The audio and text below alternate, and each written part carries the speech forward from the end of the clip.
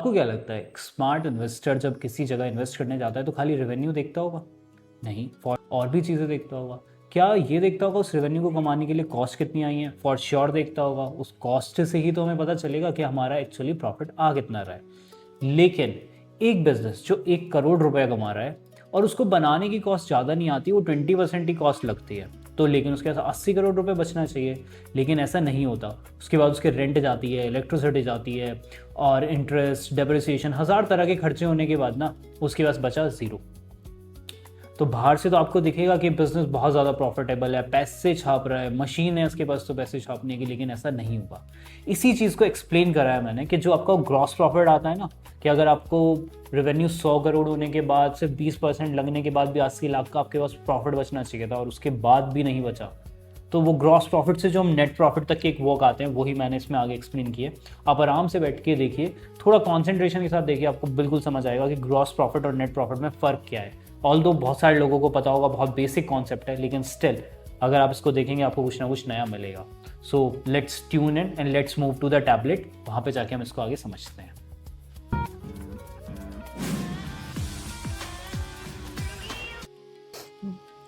ठीक है, अभी तक हमने रेवेन्यू देख लिया, रेवेन्यू प्रॉफिट में डिफरेंस देख लिया, फिर एक्सपेंसेस देख लिया। अब आते हैं हम थर्ड चीज़ पे जो है ग्रॉस प्रॉफिट, बेसिकली प्रॉफिट। फिर उसके दो पार्ट में डिवाइड कर देंगे, gross profit and second is net profit. Gross profit क्या होता है? ग्रॉस प्रॉफिट होता है जितना हमने रेवेन्यू कमाया उसमें से हमने सिर्फ कॉस्ट घटाई इस रेवेन्यू के लिए, जो हमारे प्रोडक्ट की कॉस्ट थी, तो मेरा आ गया ग्रॉस प्रॉफिट। इसी को हम ग्रॉस मार्जिन भी बोलते हैं। मतलब 100 रुपये की सेल करने के लिए 40 रुपये का रॉ मटेरियल और मैन्युफैक्चरिंग कॉस्ट लगी, तो मेरा 60 रुपीज़ आ गया। फिर मेरे other operating, gross profit is only and only मेरे मैन्युफैक्चरिंग के एक्सपेंसेस, मतलब सिर्फ रेवेन्यू को कमाने के लिए कन्वर्जन कॉस्ट जो है, that is my operating COGS। तो हम बहुत सिंपल सा समझेंगे, revenue minus COGS is gross profit. Revenue क्या है? जो मैंने कमाया। COGS क्या है? जो गुड्स मैंने बेचे उसको बनाने का खर्चा, सिर्फ गुड्स का खर्चा, सिर्फ गुड्स का खर्चा, सिर्फ गुड्स का खर्चा, ओनली गुड्स का खर्चा। ये समझना पड़ेगा, गुड्स का खर्चा। उसके बाद आते हैं हम ग्रॉस प्रॉफिट पे, ये ग्रॉस प्रॉफिट आ गया। फिर उसके बाद ऑपरेटिंग एक्सपेंसेस होते हैं, कुछ सैलरीज हो गई, मार्केटिंग हो गई, वो भी हो गए, जो ऑपरेशंस के लिए ज़रूरी है, मतलब कंपनी को चलाने के लिए ज़रूरी है, वो आ गए मेरे यहाँ पर। अब इसके बाद आया मेरा नेट प्रॉफिट। ठीक है, ये मार्जिन कैसे निकलता है? मार्जिन इज बेसिकली जो मेरा प्रॉफिट का नंबर है डिवाइडेड बाय मेरा रेवेन्यू का नंबर। कोई भी मार्जिन कैसे निकलेगा? Net profit divided by revenue, gross profit divided by revenue. तो ये होता है मेरा मार्जिन निकालने का तरीका। अब आगे बढ़ते हैं, ग्रॉस प्रॉफिट और नेट प्रॉफिट में अंदर देख लेते हैं क्या है और उससे क्या डिफरेंट हमें निकल के आता है। How efficiently a company produces is good, high gross margin is equals to strong pricing power और लो प्रोडक्शन कॉस्ट।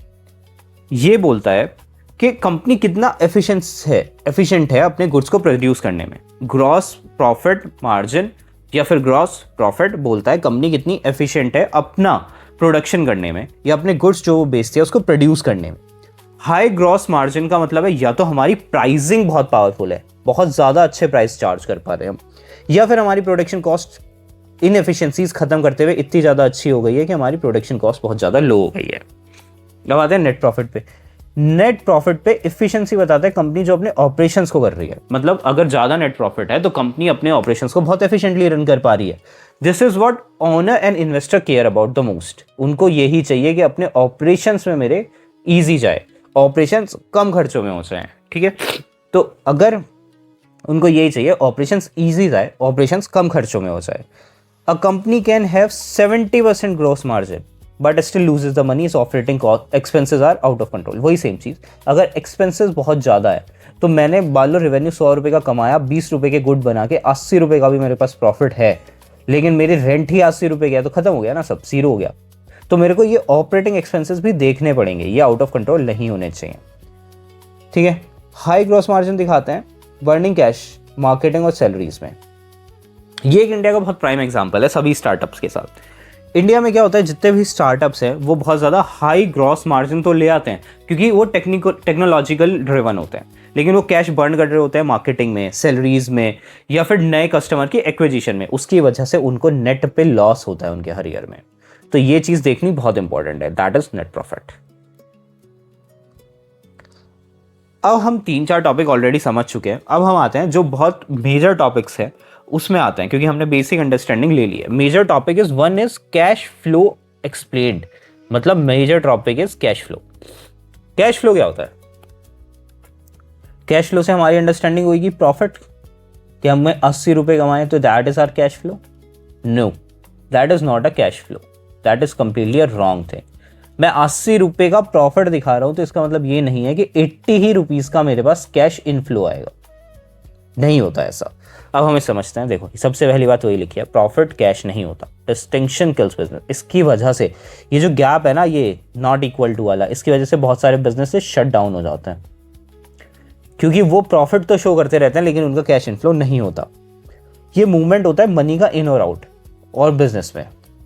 पहले हम उसके भी 3 पार्ट हो जाते हैं, दैट इज ऑपरेटिंग, जो मेरे ऑपरेशंस में से आ रहा है, इन्वेस्टिंग, जो मैं अपनी मशीन्स या प्रॉपर्टीज या उनमें बाय करने में लगा रहा हूँ, तीसरे फाइनेंसिंग, जब हमने बैंक से लोन उठाया या कुछ भी किया, ठीक है। ऑपरेटिंग में क्या आता है? Cash from core business, product बेच के, सप्लायर्स को पैसे देके, सैलरीज देके, जो मतलब मेरे कोर बिजनेस एक्टिविटीज़ हैं जिसमें अब ऑपरेटिंग एक्सपेंसेस आ गए हमारे, प्लस COGS वाले एक्सपेंसेस आ गए, प्लस रेवेन्यू आ गए। यहाँ तक का जो भी कैश इंपैक्ट है वो मेरा ऑपरेटिंग में आके बैठ गया। फिर हम आते हैं इन्वेस्टिंग कैश फ्लो। इन्वेस्टिंग क्या है? जहाँ मैंने पैसा डाला, पैसा मैं कहाँ डाल सकता हूँ? न्यू प्लांट एंड मशीनरी पे डाल सकता हूँ, प्लस कहाँ डाल सकता हूँ? प्रॉपर्टी पे डाल सकता हूँ, कोई कुछ नया खरीद सकता हूँ, प्लस किसी कंपनी के शेयर्स में इन्वेस्ट कर सकता हूँ, प्लस किसी कंपनी के बॉन्ड्स में इन्वेस्ट कर सकता हूँ। तो ये मेरे इन्वेस्टिंग है, जहाँ मैंने पैसा डाला, जैसे बाइंग मशीनरी, सेलिंग। ये भी मेरा आउटफ्लो भी हो सकता है, इनफ्लो भी हो सकता है। इसके बाद हम आते हैं फाइनेंसिंग एक्टिविटीज़, जो मैंने लोन उठाया या डिविडेंड दिया, लोन उठाया, डिविडेंड दिया या शेयर्स इशू किए। इसमें मेरी 3 मेजर चीज़ आती हैं। अब मैंने लोन उठाया तो मेरे पास पैसा इन हुआ, लोन रीपे गया, पैसा आउट हुआ, डिविडेंड गया, पैसा आउट हुआ, शेयर्स इशू किए, पैसा इन हुआ। तो ये चीज़ें देखनी पड़ेंगी। लोन का मतलब यहाँ पे लोन आना इज ऑलवेज इन, पैसा आया तो इन, लोन लिया तो इन। इसका मतलब ये नहीं है कि लोन लिया तो हमारे लिए कुछ नेगेटिव इंपैक्ट है, नो, लोन लिया तो पैसा आया। ये चीज़ें हमें अंडरस्टैंड करनी पड़ेगी। अब आगे चलते हैं उसी चीज़ में। एक गोल्डन रूल होता है कैश फ्लो के लिए, वो क्या होता है? Business can be profitable on paper but still go bankrupt and if it runs out of cash. अगर किसी कंपनी के पास कैश ही खत्म हो जाएगा तो वो कंपनी सर्वाइव कैसे कर पाएगी? पेपर्स में उसके पास कितना भी प्रॉफिट हो, लेकिन अगर उसके पास कैश नहीं होगा तो वो कंपनी बंद हो जाएगी। कंपनी सेल गुड, अब ये एक एग्जाम्पल देख लेते हैं। कंपनी सेल्स गुड ₹1 करोड़, वो 1 करोड़ रुपए के गुड्स बेचती है, 90 दिन का क्रेडिट पीरियड देती है। मतलब अगर आज फॉर एग्जाम्पल 1 जनवरी है 2024, तो इसको ये 90 दिन के अंदर देना पड़ेगा, दैट इज जैन के 31 डेज प्लस फैब के 28 डेज, 31 डेज मार्च के। तो इसको 31 मार्च के आसपास आके ये पेमेंट करनी पड़ेगी, एज्यूमिंग के सब महीने 30 दिन के होते हैं, ठीक है। अब क्या है, मेरे पास रेवेन्यू तो है 1 करोड़ का, लेकिन मेरा कैश आया क्या? नहीं आया, बट इट हैज़ 0 कैश। देखा, 3 महीने तक मेरे पास कोई पैसा नहीं आया। इफ़ द सप्लायर डिमांड्स पे आउट नाउ, अब ये बनाने के लिए फॉर एग्जाम्पल मैंने 50 लाख का खर्चा किया है। अब ये 50 लाख का खर्चा मैंने अभी पे नहीं किया, उसने पेमेंट मांग ली, तो मैं कहाँ से दूंगा? मेरे पास तो पैसा ही नहीं है।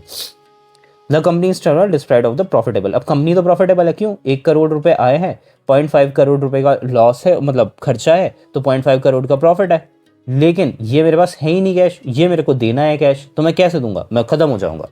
This is why check for the cash flow statement, not just the P&L। Investors इसलिए कैश फ्लो में भी बहुत ज़्यादा इंटरेस्टेड होते हैं, खाली P&L में ही नहीं।